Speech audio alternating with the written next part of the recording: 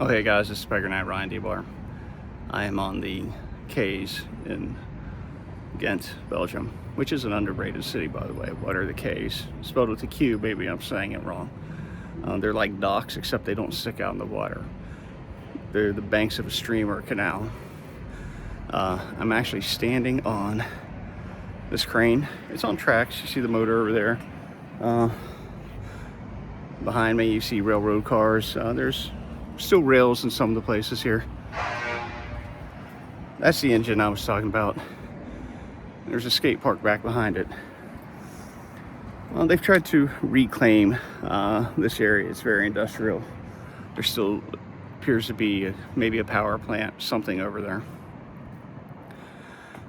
But the reason I came to talk about is this bridge right here. It's a pedestrian bridge. I talked about my proposal to build 2 or 3 pedestrian bridges across the West Fork River in Clarksburg, West Virginia, to kind of reconnect some of its neighborhoods with the river and to make it possible to move from downtown out to the park on the outskirts of town, which has the swimming pools, pickleball courts, tennis courts, basketball courts, baseball fields, soccer fields.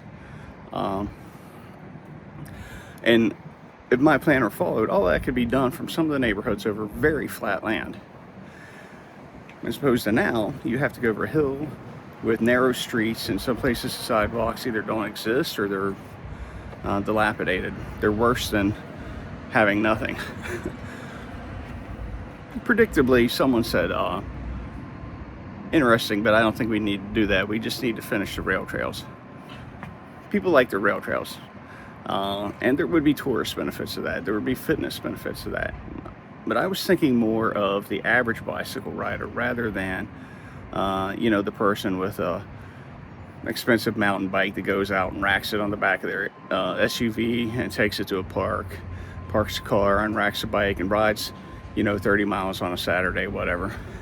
I was thinking about the average person who goes out to the garage and gets on their BMX bike, whatever they're called nowadays, and rides to their friend's house. And when they're going down the street, they want to show off and pop a wheelie and show everyone how long they can ride that wheelie. And they get to their friend's house and they make a ramp out in the back alley and they do some sweet jumps. That's the person I'm thinking about. They're about 10 years old, and I would like for them to be able to bike to the VA park, for example, and not have to deal with traffic like I did when I was in middle school, high school. If I stayed with my grandparents at the bars up in Duck Creek area of Harrison County, we'd ride out to Watersmith State Park. We helped my grandpa in the garden, or mowing grass, or cutting the tree down, whatever, clearing brush in the morning.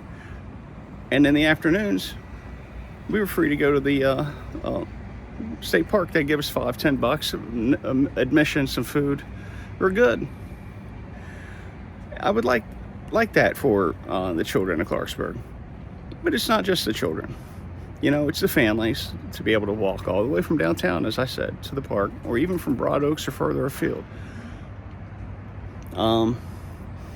It's for not just the families. It's for the 75-year-old widow woman who's told, you need to keep moving or you're going to be crippled and spend your last few years in a nursing home. It's for the 48-year-old man whose doctor said, you got metabolic syndrome, you need to get up from your desk, you need to walk around, you need to move, or you're not going to live to see your grandchildren. It's for those people, the people that actually live in the communities. And yes, there will be some of those people in the communities that would use the rail trail, and guess what? They could connect to it from this trail. It's a win for everybody, although maybe the rail trail people don't get everything they would want. I'll just leave you with that. I've already gone 4.5 minutes. I got some sightseeing to do. I got a castle I want to go into. It was crowded yesterday. I'll holler at you later.